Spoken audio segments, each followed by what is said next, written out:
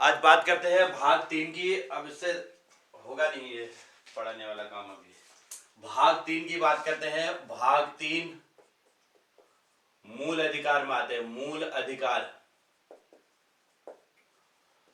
मूल अधिकार और अनुच्छेद कितना है? अनुच्छेद हमने देखा था, अनुच्छेद 12 से 35, 12 से 35 में मूल अधिकार दिए गए हैं। भाग 3 अनुच्छेद 12 से 35 में मूल अधिकार दिए गए हैं। अब मूल अधिकारों के बारे में पढ़ते हैं। सबसे पहले देखिए अनुच्छेद 12 से 35। अब हमें मूल अधिकार भारतीय संविधान में, भारतीय संविधान में मूल रूप से 7 मूल अधिकार थे। 7 मूल अधिकार थे भारतीय संविधान में। ठीक है, भारतीय संविधान में मूल रूप से 7 मूल अधिकार थे। अब इसमें देखिए एक संशोधन हुआ, 44वां संविधान संशोधन, 44वें व संविधान संशोधन 1978 के द्वारा संपत्ति के अधिकार को हटाकर कानूनी अधिकार अनुच्छेद 300 का ए बना दिया गया। 300 का ए बना दिया गया। इस तरीके से एक मूल अधिकार हट गया। तो वर्तमान में मूल अधिकारों की संख्या कितनी है?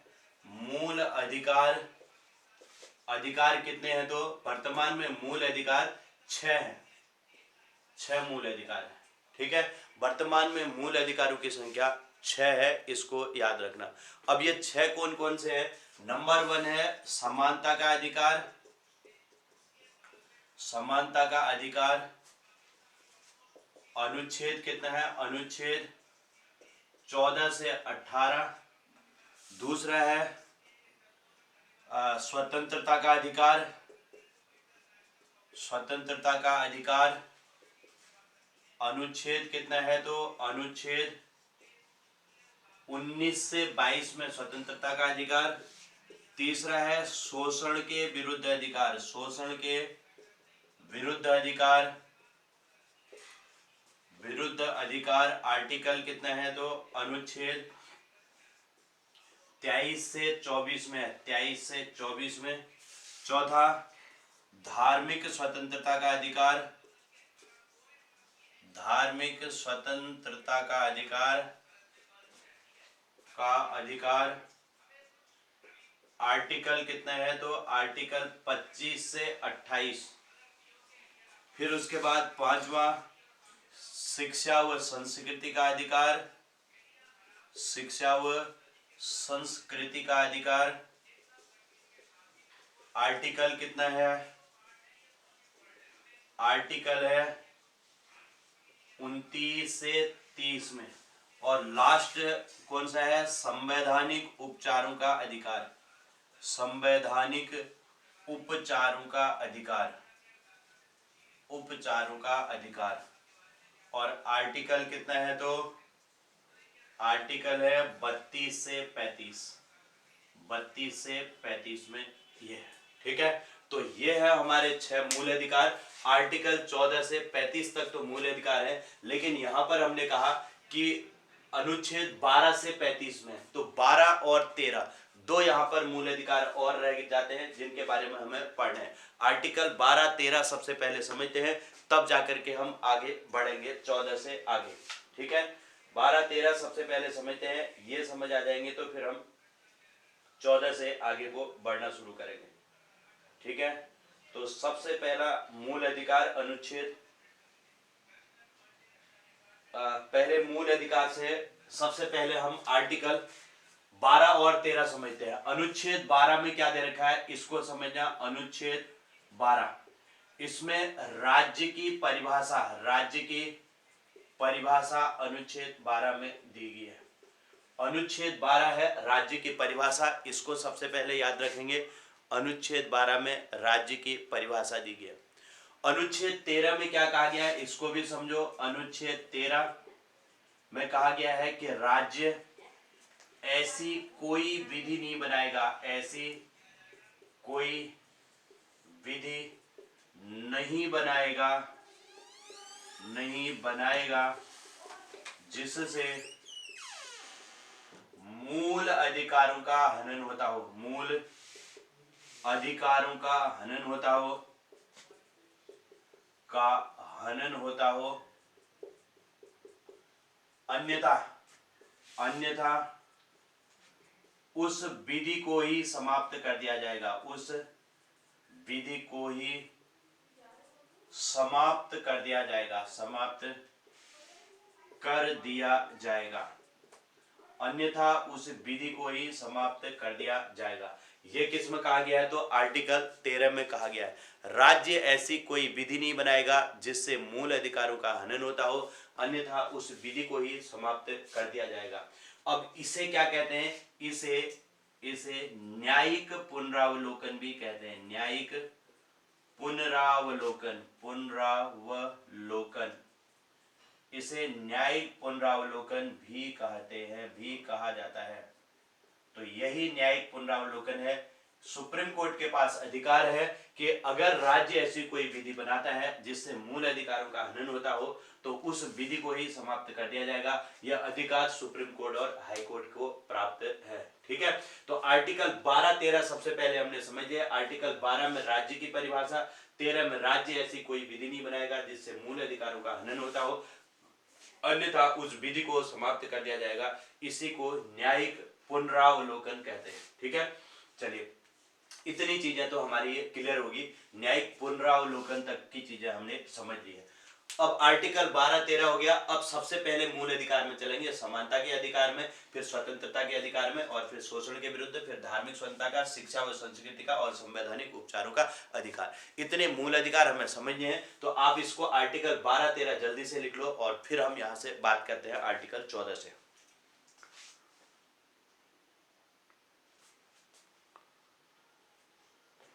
चलिए लिखिए इसे जल्दी से।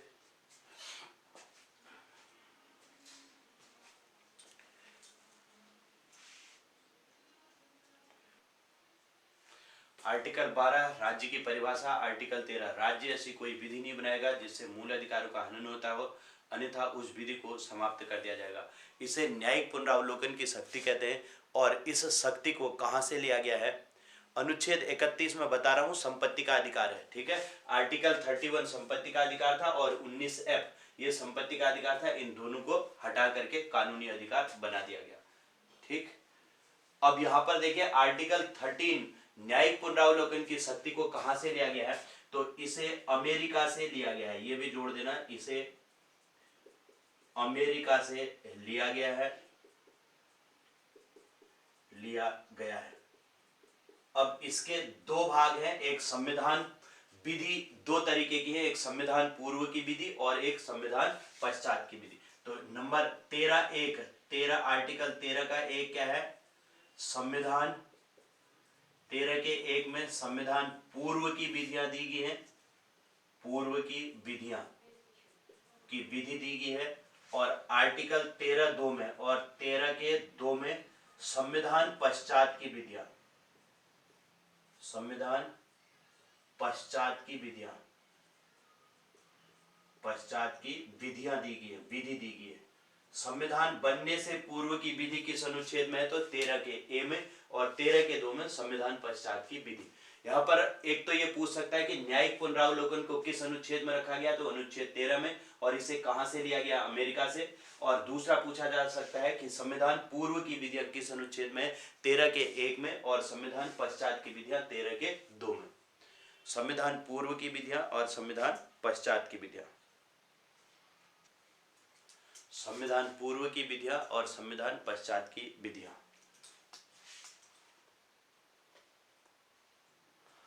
अब संविधान बनने से पूर्व की कोई ऐसी विधि होगी जो मूल अधिकारों का हनन करती है, तो संविधान बनने के पश्चात उसे स्वतः ही समाप्त मान लिया जाएगा। ये 13 के 1 में कहा गया। क्या कहा गया है कि संविधान बनने से पूर्व की अगर कोई ऐसी विधि है जो मूल अधिकारों का हनन करती है तो संविधान बनने के पश्चात उसे खुद ही समाप्त मान लिया जाएगा। संविधान पश्चात की विधि में क्या कहा गया है कि संविधान बनने के बाद राज्य ऐसी कोई विधि नहीं बनाएगा जिससे मूल अधिकारों का हनन होता है, अन्यथा उस विधि को समाप्त कर दिया जाएगा। यह संविधान पश्चात की विधि होगी। ठीक है। आर्टिकल 12 राज्य की परिभाषा। 13 में क्या कहा गया, राज्य ऐसी कोई विधि नहीं बनाएगा जिससे मूल अधिकारों का हनन होता हो, अन्यथा उसे समाप्त कर दिया जाएगा। इसे न्यायिक पुनरावलोकन भी कहते हैं और इसे अमेरिका से लिया गया। आर्टिकल 13 के 2 भाग कर दिए गए, एक संविधान पूर्व की विधि और एक संविधान बनने के पश्चात की विधि। संविधान बनने से पूर्व की विधि में क्या कहा गया कि यदि संविधान बनने से पूर्व राज्य ने कोई ऐसी विधि बनाई है जो मूल अधिकारों का हनन करती है तो संविधान बनने के पश्चात वो स्वतः ही समाप्त मान ली जाएगी। और 13(2) में क्या कहा कि अब जो है संविधान बनने के पश्चात राज्य ऐसी कोई भी विधि नहीं बनाएगा जिससे मूल अधिकारों का हनन होता हो, अन्यथा उस विधि को ही समाप्त कर दिया जाएगा। ये 13 के 2 में कहा गया। ठीक है, तो यहां तक की बातें आपको क्लियर हो गई होंगी। हमने क्या क्या पढ़ा देखो। सबसे पहले हमने कहा भाग 3 में मूल अधिकार है, अनुच्छेद 12 से 35 तक है। ये भारतीय संविधान में मूल रूप से 7 मूल अधिकार थे, लेकिन 44वें संविधान संशोधन 1978 के द्वारा संपत्ति के अधिकार को, अब संपत्ति के अधिकार का आर्टिकल कितना है इसको भी समझना। संपत्ति के अधिकार का आर्टिकल क्या है इस पर भी आप लोग फोकस करेंगे। संपत्ति के अधिकार का आर्टिकल कौन सा है, आर्टिकल अनुच्छेद कौन सा है, अनुच्छेद यहां पर लिख दे रहा हूं, अनुच्छेद 19 का एफ है, 19 का एफ, 19F और कौन सा है, और आर्टिकल 31। ये दोनों संपत्ति के अधिकार है। इनको समाप्त करके क्या बना दिया गया, समाप्त कर कानूनी अधिकार अनुच्छेद 300A बना दिया गया। तो वर्तमान में मूल अधिकार कितने हैं, तो वर्तमान में मूल अधिकारों की संख्या 6 है। समानता का अधिकार, स्वतंत्रता का, शोषण के विरुद्ध अधिकार, धार्मिक स्वतंत्रता का, शिक्षा व संस्कृति का और संवैधानिक उपचारों का अधिकार, इतने मूल अधिकार है। हाँ, 19F और 31। ठीक है, चलिए अब यहां पर देखिए आर्टिकल 12 में क्या दे रखा है, राज्य की परिभाषा, और 13 में दे रखा है राज्य ऐसी कोई विधि नहीं बनाएगा जिससे मूल अधिकारों का हनन होता हो, अन्यथा उस विधि को ही समाप्त कर दिया जाएगा।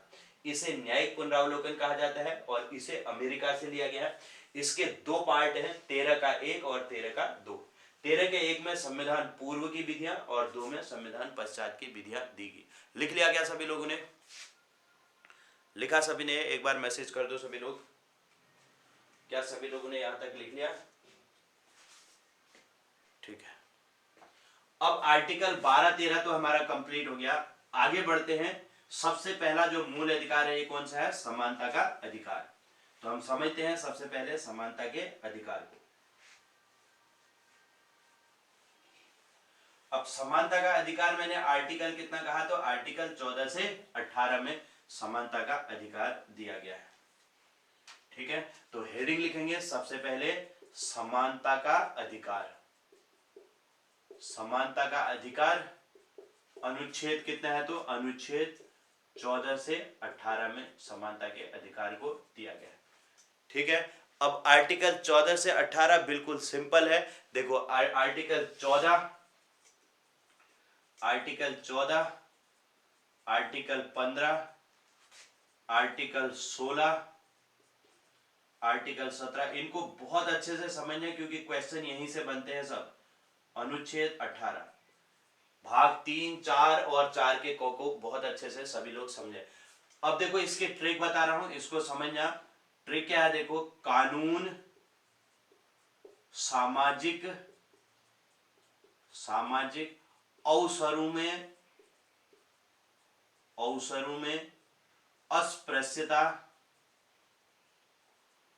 अस्पृश्यता और उपाधियों का अंत करता है। उपाधियों का अंत करता है, उपाधियों का अंत करता है, ये इसके ट्रिक है। कानून इधर पर लिख दे रहा हूं, देखो कानून, सामाजिक ट्रिक याद रखेंगे, अवसरों में, सामाजिक अवसरों में अस्पृश्यता और उपाधियों का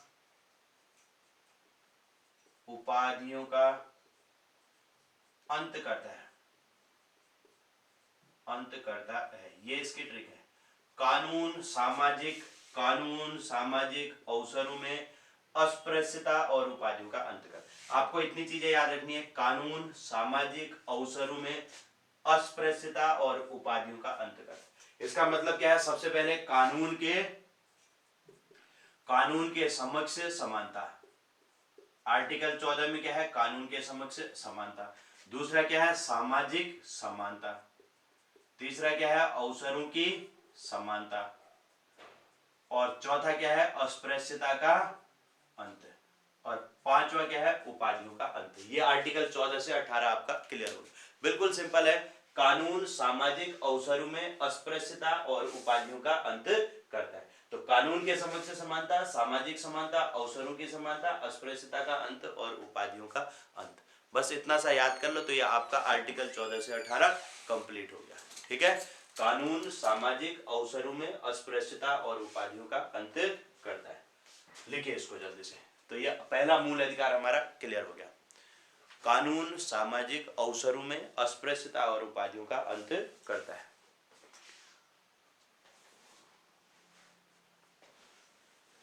लिखिए जल्दी से।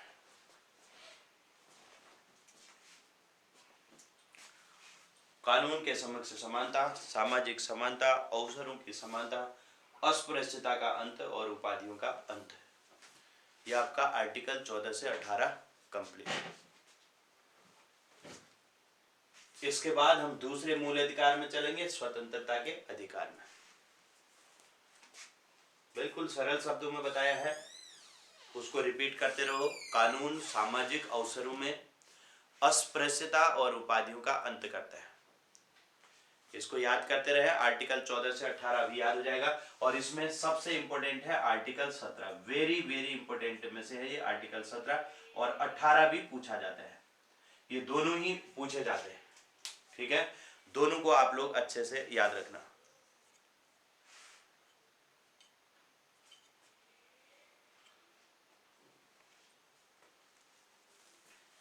आर्टिकल 17-18 को बहुत अच्छे से याद रखेंगे। और यहां पर एक बात मैं आपको और बता रहा हूं, इसको भी आप लोग नोट करके लिख लेंगे। आर्टिकल 14 में कानून के समक्ष समानता दे रखा है। ठीक है, आर्टिकल 14 क्या है? कानून के समक्ष समानता। इसको समझाता हूं, इसको आप लोग थोड़ा सा ध्यान देंगे। अब मैं इसको रब कर दे रहा हूं। इनको हमने एक बार लिख ही लिया है, सबने लिख रखा है। इनको एक एक करके समझते चलेंगे।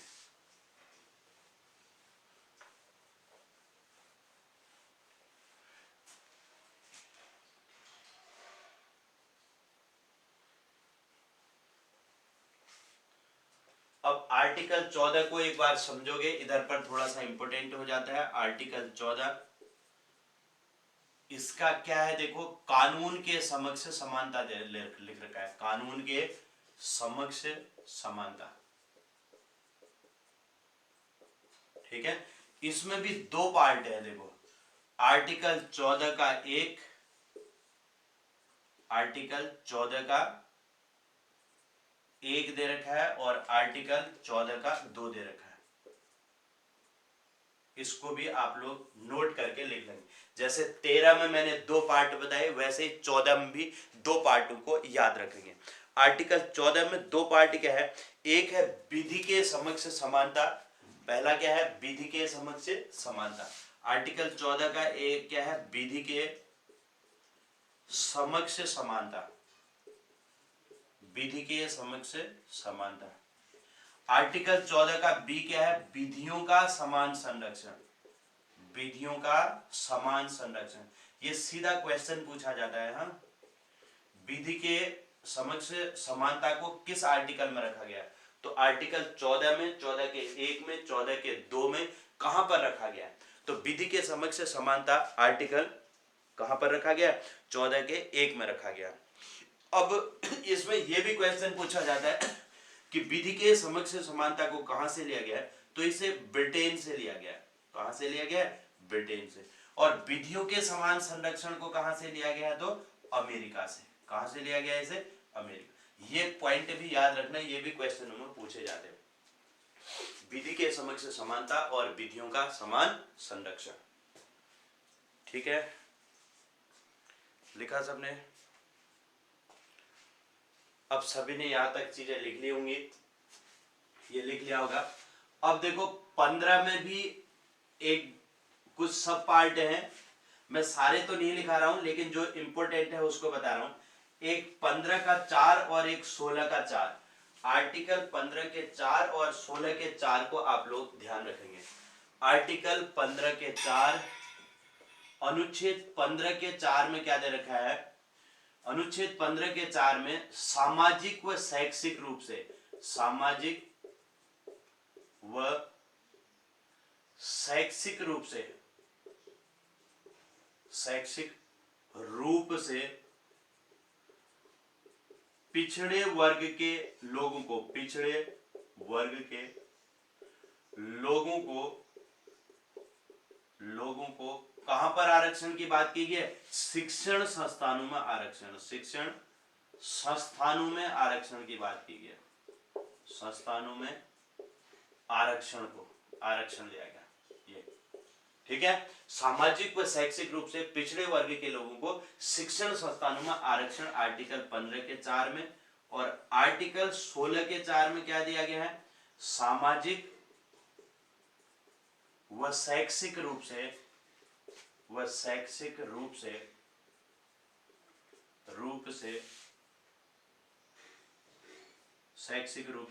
पिछड़े वर्ग के लोगों को, पिछड़े वर्ग के लोगों को, वर्ग के लोगों को रोजगार में आरक्षण से, रोजगार में आरक्षण दिया गया। ठीक है, अगर रोजगार में आरक्षण की बात पूछी जाए तो किस आर्टिकल में? 16 के 4। लेकिन अगर शिक्षण संस्थाओं में आरक्षण की बात होगी तो कितने में? 15 के 4 में। तो 15 का 4 और 16 के 4 को भी आप लोग याद रखेंगे। आर्टिकल 14 में 2 पार्ट बता दे, और 15 का 4 और 16 का 4 भी मैंने यहाँ पर बता दिया, जो कि इंपॉर्टेंट है। इस पर भी आप लोग फोकस करेंगे। ठीक है, यहां तक चीजें क्लियर होगी? लिखा सबने? लिख लिया तो मैसेज करें जल्दी।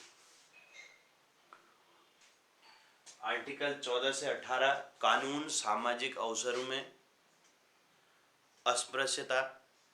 अच्छा, आर्टिकल 14 फिर से बता दूं? ठीक है, आर्टिकल 14 देखो, कानून के समक्ष समानता कहा गया है। इसके 2 भाग हैं, एक आर्टिकल 14 का 1 और दूसरा 14 का 2। 14 के 2(1) में क्या कहा गया? देखो, कानून को क्या लिख दिया? विधि, विधि के समक्ष समानता। विधि के समक्ष समानता को आर्टिकल 14 के 1 में रखा गया है, और ये कहां से लिया गया है? तो ब्रिटेन से। दूसरा क्या लिखा गया? विधियों का समान संरक्षण। ये कहां से लिया गया है? तो अमेरिका से लिया गया। विधियों का समान संरक्षण कहां से लिया गया है? तो ये अमेरिका से लिया गया है। ठीक है,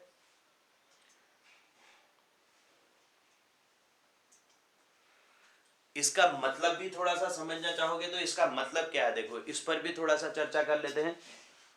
अब देखिए, ठीक है, एक बार फिर से, अगर इसमें कुछ कंफ्यूज हो रहा है तो इसको फिर से देखो। आर्टिकल 14 में समझो, एक बार फिर समझो। कानून के समक्ष समानता, आर्टिकल 14 में क्या कहा गया? कानून के समक्ष समानता। इसके 2 पार्ट हैं, 14 का 1 और 14 का 2। 14 के 1 में क्या कहा गया? विधि के समक्ष, कानून मतलब विधि, विधि के समक्ष समानता।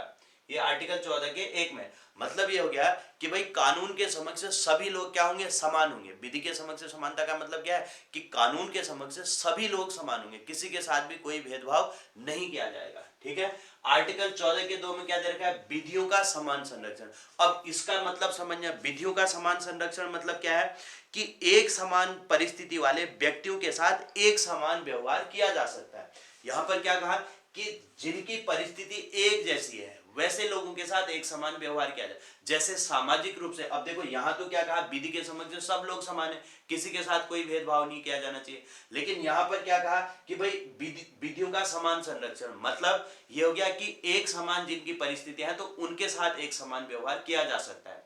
जैसे सामाजिक रूप से पिछड़े वर्ग के लोग हैं तो उन सभी को आरक्षण दिया जा सकता है, समझ रहे हो। तो इसीलिए आरक्षण का बेस यहां से बना दिया ना कि भाई अगर किसी की परिस्थितियां समान है तो उनको एक समान उनके साथ व्यवहार किया जा सकता है। जैसे महिलाओं के लिए छूट होती है, आरक्षण होता है, तो वो किस रूप पर, क्योंकि उनकी एक समान परिस्थिति है तो एक समान परिस्थिति वालों को वहां पर संरक्षण दिया जा सकता है, उनके साथ एक समान व्यवहार किया जा सकता है। ठीक है, एक समान परिस्थिति वाले व्यक्तियों के साथ एक समान व्यवहार किया जा सकता है, ये कहा गया है। बात समझ में आई? दोनों में अंतर समझ आया क्या? विधि के समक्ष समानता और विधियों के समान संरक्षण में। यहां तो क्या कहा कि विधि के समक्ष सब समान है, चाहे कोई कैसा ही भी हो, लेकिन यहां पर क्या कह दिया कि एक समान परिस्थिति वाले व्यक्तियों के साथ एक समान व्यवहार किया जा सकता है। ठीक है, ये इन दोनों में अंतर है। तो ये आर्टिकल 14 हो गया, और 15 का 4 भी क्लियर हो गया होगा, 16 का 4 भी क्लियर हो गया होगा। यहां तक चीजें सबको क्लियर हो चुकी होंगी। 15 के 4 में कहां पर आरक्षण है? शिक्षण संस्थानों में। और 16 के 4 में कहां पर आरक्षण है? तो ये रोजगार में आरक्षण है। ठीक है, तो यहां तक आर्टिकल 14 से 18 हमारा कंप्लीट। अब हम दूसरे मूल अधिकार में चलते हैं। पहला मूल अधिकार हमारा क्लियर हो गया, समानता का अधिकार। दूसरा मूल अधिकार क्या है? स्वतंत्रता का अधिकार। अब नंबर 2 लिखेंगे, अगली हेडिंग लिखेंगे स्वतंत्रता का, अगली हेडिंग लिखेंगे स्वतंत्रता का अधिकार। स्वतंत्रता का अधिकार कितना है? आर्टिकल कितना है? आर्टिकल 19 से 22। अब इस पर फोकस करना। अब देखो आर्टिकल, सबसे पहले तो 19 को समझो आप। 19 में क्या है? 19(1) का ए दे रखा है, 19(1) का बी है, सी है, डी है, ई है, एफ है और जी है। 19 में इतने सारे हैं। देखो 19(1) में, हाँ 19(1) का A B C D E F है। फिर क्या है? आर्टिकल 20, आर्टिकल 21, आर्टिकल 21 का ए, और क्या है? आर्टिकल 22। इतने आर्टिकल आपको और समझने। इसमें मैं बताते चलूंगा कौन कौन से इंपॉर्टेंट है। देखो पहले वाले में बहुत इंपॉर्टेंट है, आप लिख लेंगे आर्टिकल 14 का ए बी, उनको भी याद रखेंगे। ठीक है, उसके बाद आर्टिकल 17 18 पढ़ लेना, बहुत इंपॉर्टेंट आर्टिकल है। अब जो पढ़ोगे आप 19 का पढ़ोगे, आर्टिकल 19(1) का ए इंपॉर्टेंट है और एफ इंपॉर्टेंट है, दो यहां पर इंपॉर्टेंट है। फिर उसके बाद 21(a) बहुत इंपॉर्टेंट होता है, इस पर भी फोकस करें। जो मैं इंपॉर्टेंट कहते जाऊंगा उनको आप लोग अलग से लिख लेंगे। मैं यहाँ पर लिख दे रहा हूँ एक जगह, उनको एक बार देख लेना कौन कौन से आर्टिकल इंपॉर्टेंट है। सबसे पहले 12 इंपॉर्टेंट है, 13 इंपॉर्टेंट है, दोनों को याद रखना, बहुत इंपॉर्टेंट है। 12 और 17 दो बहुत इंपॉर्टेंट है। फिर 14, फिर 17, फिर 18, फिर 19(1) का ए इंपॉर्टेंट, और फिर 19(1) का एफ इंपॉर्टेंट, फिर उसके बाद 21 का ए। ये इंपॉर्टेंट में है जो आपको बहुत अच्छे से पढ़ने हैं। फिर उसके बाद आर्टिकल 14 पढ़ना अच्छे से, आर्टिकल 12 हो गया, 14 पढ़ना, 17 पढ़ना, 18 पढ़ना। ठीक है, ये बहुत इंपॉर्टेंट में से है। और 19(1) का ए, ये वेरी वेरी इंपॉर्टेंट है, जिनमें टिक लगा रखा है वेरी वेरी इंपॉर्टेंट है, और ये इंपॉर्टेंट है। बाकी सारे के सारे मैं लिख रहा हूँ। ठीक है, इनको बिल्कुल अच्छे से आप लोग अलग से लिख करके इनको याद कर लेना ध्यान से। ठीक है, इन पर बिल्कुल भी कहीं पर भी एक पॉइंट की भी गलती नहीं होनी चाहिए। क्लियर हो गया?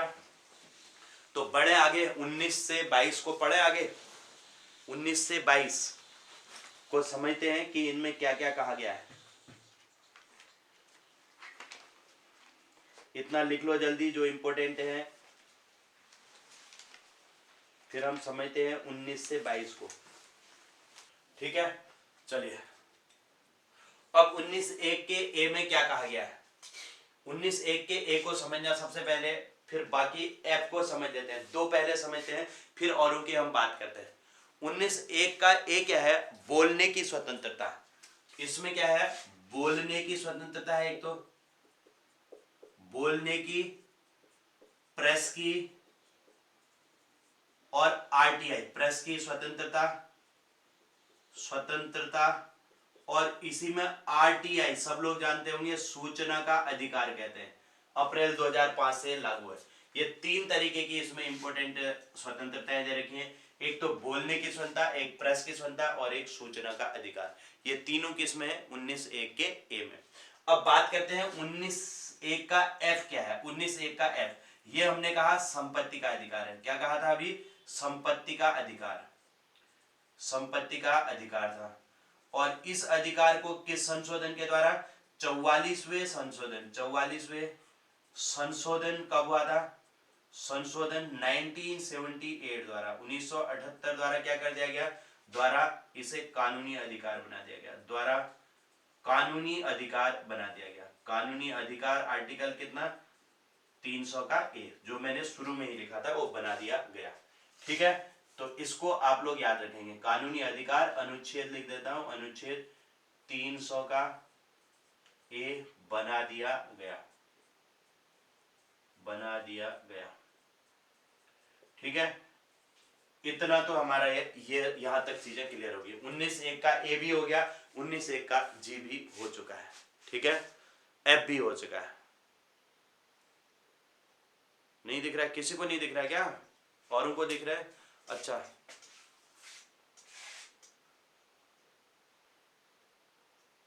औरों को दिख रहा है? एक बार एग्जिट करके ज्वाइन कर लो मनीषा, एक बार एग्जिट करके दोबारा ज्वाइन कर लो। एक बार एग्जिट करो, दोबारा जो ज्वाइन करो।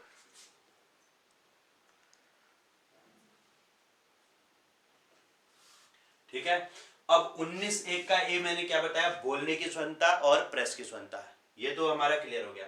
अब B C D E F, इसको समझो। अब इसमें क्या है देखो, सभा करने की स्वतंत्रता, शांतिपूर्ण सभा करने की, शांतिपूर्ण सभा करने की स्वतंत्रता, सभा की स्वतंत्रता, सभा करने की स्वतंत्रता, करने की स्वतंत्रता। याद रखेंगे, स्वतंत्रता, शांतिपूर्ण, शांतिपूर्ण तरीके से सभा करने की स्वतंत्रता है। कहीं पर भी हम शांतिपूर्ण तरीके से सभा कर सकते हैं। ठीक है, मनीषा अभी दिख रहा है क्या? शांतिपूर्ण सभा करने की स्वतंत्रता। अब ये क्या है? संगठन बनाने की स्वतंत्रता, सभा संगठन बनाने की स्वतंत्रता, संगठन बनाने की स्वतंत्रता, बनाने की स्वतंत्रता। ठीक है, फिर ये क्या है? स्वतंत्र आवागमन से संबंधित है, स्वतंत्र आवागमन, आवागमन। फिर क्या है? स्वतंत्र निवास, और क्या है? स्वतंत्र, स्वतंत्र व्यापार, स्वतंत्र रूप से व्यापार करने की स्वतंत्रता। देखो अब क्या क्या है, देखो, सभा, सभा, संगठन, आवागमन, निवास और व्यापार, इतनी चीजें पकड़ के आपको याद रखनी है। ठीक है, पहला क्या है? बोलने की स्वतंत्रता, फिर क्या है? सभा करने की स्वतंत्रता, फिर संगठन बनाने की, फिर आवागमन करने की, निवास करने की और व्यापार करने की, इतनी स्वतंत्रताएं यहां पर दी गई। आर्टिकल दूसरा मूल अधिकार है नंबर 2, स्वतंत्रता का अधिकार। आर्टिकल कितना है? 19 से 22, इसको याद रखेंगे, आर्टिकल 19 से 22। आर्टिकल 19(1), 19(1) में कितने सब पार्ट दिए गए हैं? 19(1) में टोटल 1 2 3 4 5 6 7 पार्ट दिए गए हैं। ठीक है, 19(1) का ए बहुत इंपॉर्टेंट है, 19(1) का एफ बहुत इंपॉर्टेंट है। अब हमने क्या कहा? 19(1) का ए क्या है? बोलने की स्वतंत्रता, प्रेस की स्वतंत्रता और आरटीआई, ये तीन चीजें यहां पर दे रखी है। वेरी वेरी इंपॉर्टेंट, सारे मूल अधिकारों में सबसे इंपॉर्टेंट यही है 19(1) का ए। फिर क्या है? बी, शांतिपूर्ण सभा करने की, फिर क्या है? संगठन बनाने की, फिर क्या है? स्वतंत्र आवागमन, फिर क्या है? स्वतंत्र निवास, फिर स्वतंत्र व्यापार, इतना ही याद करना है। सभा करने की स्वतंत्रता, संगठन बनाने की, स्वतंत्र आवागमन, स्वतंत्र निवास और स्वतंत्र व्यापार, ये बीच में एक संपत्ति का अधिकार था। ठीक है, 19(1) का ए और एफ एक साथ याद रखो। 19(1) का ए क्या है? बोलने की स्वतंत्रता, और एफ क्या है? संपत्ति का अधिकार। दो तो हमारे क्लियर हो गए। अब बी से लेकर के जी तक पढ़ो। शांतिपूर्ण सभा करने की, संगठन बनाने की, स्वतंत्र आवागमन, स्वतंत्र निवास, स्वतंत्र व्यापार, बस इतना याद करना है इसमें। क्लियर। तो ये सारे के सारे हो जाएंगे। अगर नहीं होते हैं तो आप कम से कम 19A का ए और 19A का एफ बहुत अच्छे से तैयार करें सभी लोग। ये बहुत इंपॉर्टेंट है, जितने सारे इंपॉर्टेंट है, वेरी वेरी इंपॉर्टेंट है। इसके बाद फिर मैं आगे बताऊंगा। तो आर्टिकल यहाँ पर 23, 24 इस ये भी इंपॉर्टेंट होते हैं। 24 बहुत इंपॉर्टेंट होता है। फिर 29 इंपॉर्टेंट होता है, 29। और यहाँ पर दिख नहीं रहा होगा, इंपॉर्टेंट यहाँ पर लिख रहा हूँ। 21 के बाद आप देखो 24 को याद करेंगे। 24 के बाद 29 और 30, 29 30 ये दोनों ही इंपॉर्टेंट हो जाते हैं। और फिर 32 ये इतने आर्टिकल ऐसे हैं जो बहुत इंपॉर्टेंट है, आपको अच्छे से याद रखने। लेकिन मैं बता रहा हूँ, सारे के सारे बता रहा हूँ, एक एक करके अच्छे से चीजें क्लियर करते चलो। प्रयास करो कि सारे के सारे हमको याद हो जाए। तो दूसरे मूल अधिकार में आर्टिकल 19 तो हमारा क्लियर हो गया। अब 20, 21 का ए और 22 को हम यहां से समझने का प्रयास करते हैं। ठीक है, ठीक है। 19 उम्मीद है सभी लोगों को क्लियर हो गया होगा। एक बार फिर से देख लो, 19A का ए और 19A का एफ। सबसे पहले तो इन पर फोकस करो। 19A का ए क्या कहा हमने? बोलने की स्वतंत्रता, प्रेस की स्वतंत्रता और आरटीआई, ये तीन चीजें 19A के ए में। 19F क्या है? संपत्ति का अधिकार। दो तो हमारे ये क्लियर हो गए। अब बी से लेकर के जी तक याद करो। सबसे पहले बी क्या है? सभा करने की, शांतिपूर्ण सभा। फिर क्या है? संगठन। फिर स्वतंत्र आवागमन, फिर स्वतंत्र निवास और फिर है स्वतंत्र व्यापार।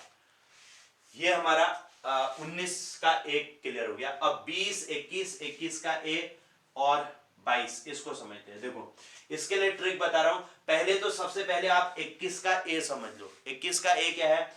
6 से 14 वर्ष के बच्चों की, 6 से 14 वर्ष के बच्चों की अनिवार्य व निःशुल्क शिक्षा, अनिवार्य व निःशुल्क शिक्षा, ये है आर्टिकल 21A में। ठीक है। इसमें एक चीज और बताऊं मैं, इसको किस संशोधन के द्वारा जोड़ा गया है? 86वां संशोधन 2002 के द्वारा जोड़ा गया, 2002 के द्वारा। इसीलिए ये बहुत इंपॉर्टेंट होता है। इसको आप लोग बिल्कुल अच्छे से याद करना, वेरी वेरी इंपॉर्टेंट है में से। इसके बाद अब हम समझते हैं आर्टिकल कौन कौन से?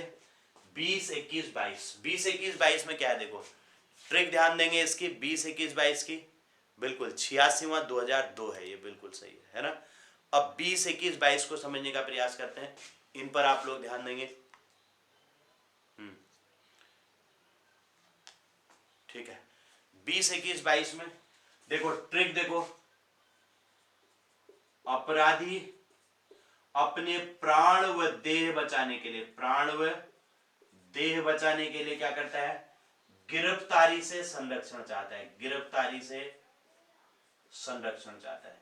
इतना ही है। देखो अपराधी अपने प्राण, अलग से लिख लेना इसको, हाँ ऐसे लिख लेना। अपराधी अपने प्राण व देह बचाने के लिए, देह बचाने के लिए गिरफ्तारी से संरक्षण चाहता है, गिरफ्तारी से संरक्षण चाहता है, ऐसे लिख लेना, संरक्षण चाहता है। ये ट्रिक लिख लेना, ये इसकी ट्रिक है।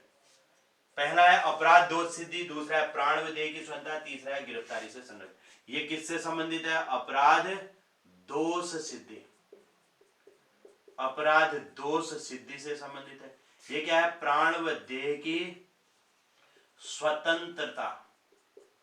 और ये क्या है? गिरफ्तारी से संरक्षण। बस बिल्कुल सिंपल है। 20, 21, 22 अपराधी अपने प्राण व देह बचाने के लिए गिरफ्तारी से संरक्षण चाहता है। अपराध दोष सिद्धि, प्राण व देह की स्वतंत्रता और गिरफ्तारी से संरक्षण। 21 आपने देख लिया, 6 से 14 वर्ष के बच्चों की अनिवार्य व निःशुल्क शिक्षा। ये 86वें संशोधन 2002 के द्वारा जोड़ा गया। अब बताइए क्या 19 से 22 तक क्लियर हुआ सबको? एक बार मुझे बताओ तो। 19 से 22, 19 में 19A का ए बोलने की स्वतंत्रता, प्रेस की स्वतंत्रता, आरटीआई। फिर क्या है? सभा करने की, फिर संगठन, सभा संगठन, स्वतंत्र आवागमन, स्वतंत्र निवास, स्वतंत्र व्यापार। और एफ क्या था? एफ क्या था, संपत्ति का अधिकार, और इसे 44वें संशोधन के द्वारा हटा करके कानूनी अधिकार बना दिया गया। तो ये तो हमारा 19 हो गया। अब 20, 21, 22 की ट्रिक क्या बताई? अपराधी अपने प्राण व देह बचाने के लिए गिरफ्तारी से संरक्षण चाहते। अपराध दोष सिद्धि, प्राण व देह की स्वतंत्रता और गिरफ्तारी से संरक्षण। और 21 का एक क्या है, 6 से 14 वर्ष के बच्चों की अनिवार्य व निःशुल्क शिक्षा, और 21 संशोधन के द्वारा 86वें संशोधन 2002 के द्वारा इसे जोड़ा गया। अब बताओ यहां तक क्या क्लियर हो गया सबको? 19 से 22 बिल्कुल क्लियर है या कोई दिक्कत है? बताओ बताइए, 19 से 22 में किसी को कोई प्रॉब्लम? ठीक है, और लोग भी बताइए, क्या 19 से 22 तक कोई प्रॉब्लम है तो बताओ।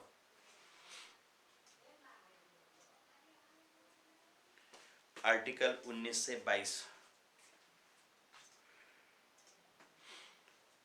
ठीक है। अब आर्टिकल 23, 24 को पढ़ते हैं। तीसरे मूल अधिकार, समानता का अधिकार हो गया, स्वतंत्रता का अधिकार हो गया। तीसरे मूल अधिकार में चलते हैं, शोषण के विरुद्ध अधिकार। मैं इनको फिर से रिवीजन भी करते चलूंगा और आगे भी बढ़ते चलूंगा, ठीक है। प्रयास करते हैं हम मूल अधिकारों को कंप्लीट करते हैं।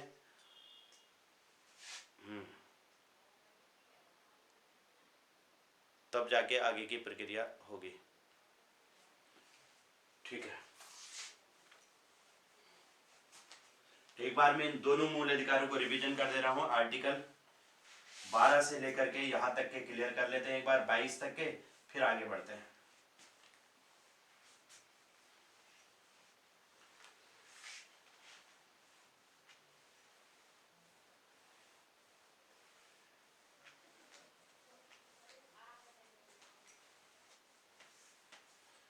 चलिए, सबसे पहले मैंने आपको मूल अधिकारों की बात कर रहे हैं 12 से 35। अनुच्छेद 12 बताया, क्या दिए बताया था? राज्य की परिभाषा, ये सबको क्लियर होगी। फिर मैंने आर्टिकल 13 में बताया, इसे हमने क्या कहा था? राज्य ऐसी कोई विधि नहीं बनाएगा, राज्य ऐसी कोई विधि नहीं बनाएगा, कोई विधि नहीं बनाएगा जिससे मूल अधिकारों का क्या होता हो? मूल अधिकारों का हनन होता हो, अधिकारों का हनन होता हो, अन्यथा उस विधि को क्या कर दिया जाएगा? समाप्त कर दिया जाएगा। 13 में मैंने दो सब पार्ट बताए, कौन कौन से? 13 का एक क्या कहा था? संविधान पूर्व विधियां। इसमें क्या है? रिवीजन करते रहो सभी लोग। संविधान पूर्व की विधियां, इसमें क्या है? संविधान पूर्व की विधियां। 13 के 2 में क्या दे रखा है? अनुच्छेद 13 के 2 में संविधान पश्चात की विधियां, संविधान पश्चात की विधियां, संविधान पश्चात की विधियां इसमें दी गई है। अब ये क्लियर है सबको? ये तो आर्टिकल 12 और 13 हमारा क्लियर हो गया। उसके बाद हमने क्या समझा? आर्टिकल पहला समानता का अधिकार समझा। समानता का अधिकार आर्टिकल कितने से कितने तक है? 14 से 18। चलिए यहां पर समझ रहे हैं, समानता का अधिकार समझा। समानता का अधिकार आर्टिकल कितना? 14 से 18। आर्टिकल 14 से 18 में बताया। ट्रिक क्या बताई? 14, 15, 16, 17, 18। क्या कहा मैंने? कानून सामाजिक अवसरों में अस्पृश्यता और उपाधियों का अंत करता है। अस्पृश्यता और उपाधियों का अंत करता है। उपाधियों का अंत करता है। ये ट्रिक बताई मैंने। सबसे पहले क्या हुआ? कानून के समक्ष समानता, पहला तो ये है, कानून के समक्ष समानता। दूसरा क्या है? सामाजिक समानता। तीसरा क्या बताया? अवसरों की समानता। फिर अगला क्या बताया? अस्पृश्यता का अंत। और फिर लास्ट क्या बताया? उपाधियों का अंत। ठीक है। आर्टिकल 14 में दो पार्ट बताए। पहला क्या बताया था? आर्टिकल 14 के दो पार्ट क्या बताए? पहला क्या बताया? विधि के समक्ष समानता, विधि के समक्ष समानता। दूसरा क्या बताया?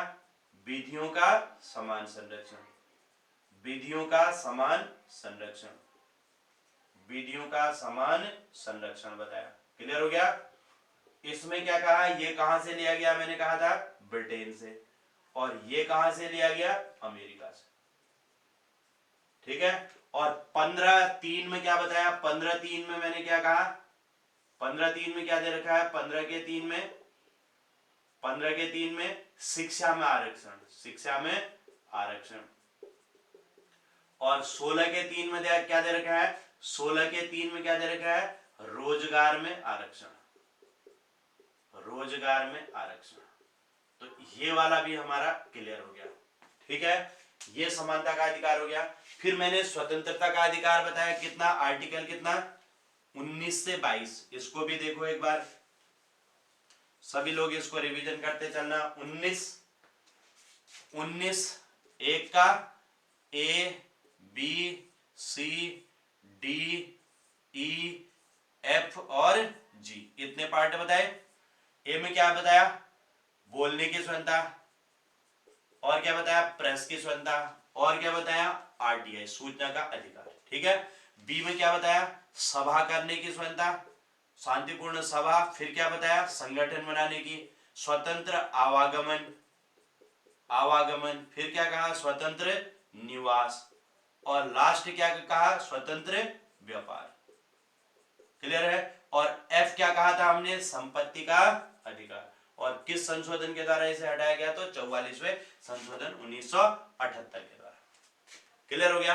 अब 19(1) के बाद क्या बताया, 20 में हमने क्या कहा, अपराध दोष सिद्धि, अपराध दोष सिद्धि, अपराधी अपने प्राण, 21 में क्या बताया, प्राण व देह की स्वतंत्रता, प्राण व देह बचाने के लिए क्या करता है, गिरफ्तारी से संरक्षण। 22 में क्या है, गिरफ्तारी से संरक्षण।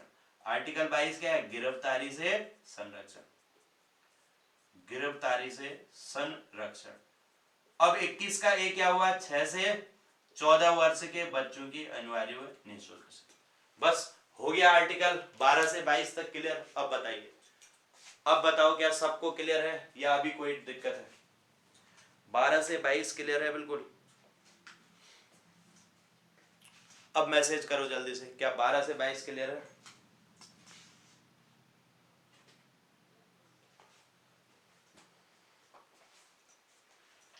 बताइए जल्दी, फिर हम यहां से आगे बढ़ते हैं।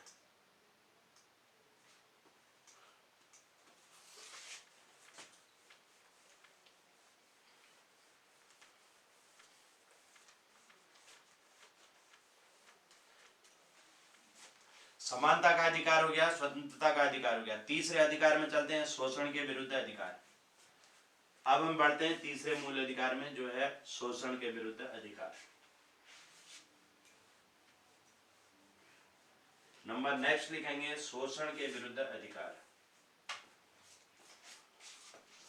अगली हेडिंग लिखेंगे, शोषण के विरुद्ध अधिकार। आर्टिकल बताया कितना, 23 से 24। ठीक है। आर्टिकल 23 में क्या कहा गया और 24 में क्या कहा गया, दोनों को समझेंगे। और आर्टिकल 24, आर्टिकल 23 में क्या कहा गया है कि किसी भी व्यक्ति को, किसी भी व्यक्ति को खरीदा बेचा नहीं जा सकता, बेचा नहीं जा सकता, तथा वेश्यावृत्ति जैसे कामों पर, वेश्यावृत्ति जैसे कामों पर,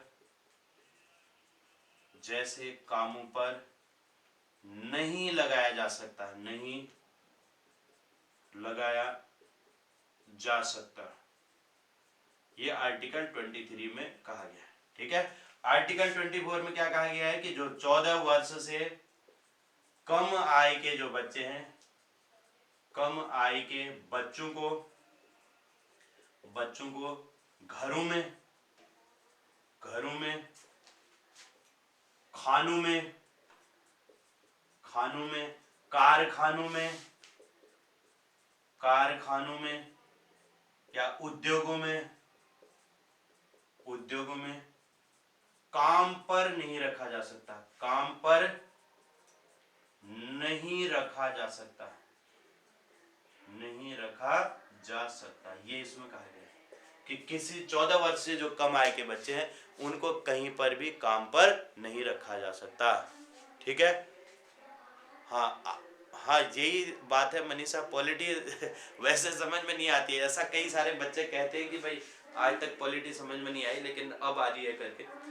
मैं प्रयास करूंगा कि हो जाएगा, अगर आप थोड़ा सा सपोर्ट करोगे तो बिल्कुल आसानी से पॉलिटी आपको अच्छे से समझ में आ जाएगी। ऐसा पहले एक लड़की पुलिस में भर्ती हुई थी, वो भी कह रही थी कि सर देहरादून में भी पढ़ा, वहाँ भी समझ में नहीं आई, लेकिन यहाँ आकर के जो है पॉलिटी अच्छे से समझ में आ गई।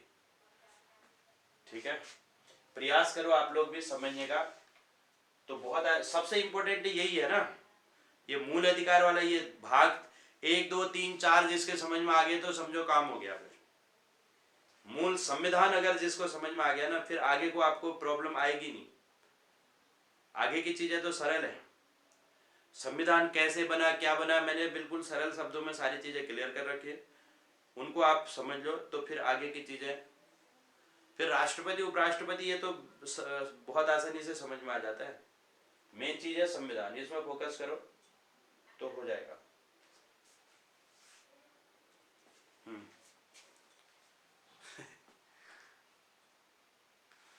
लेकिन अब वहां भी मैं ही पढ़ा रहा हूँ, अब वहां भी मैं ही पढ़ा रहा हूँ, अब आ जाएगा।